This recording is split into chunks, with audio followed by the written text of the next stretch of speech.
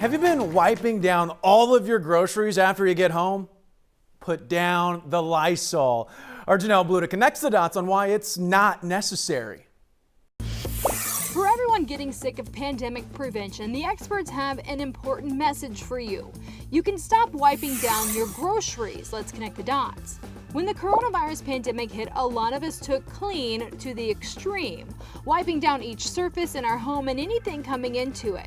That's after studies found the virus could live on surfaces for long periods of time. But as scientists learn more about COVID-19, they say it's safe to stop quarantining the mail and using Clorox wipes on all your groceries. So what's changed? Epidemiologists are finding it is not common for the coronavirus to spread through contaminated surfaces. Something to keep in mind about those studies on how long the virus can live on the surface, they are done in ideal conditions in a lab.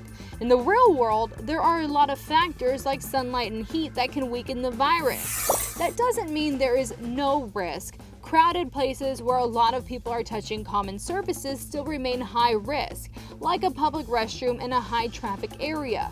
And experts still recommend taking precautions. So when you return from the grocery store, you should still thoroughly wash your hands, but maybe skip dousing your groceries in bleach.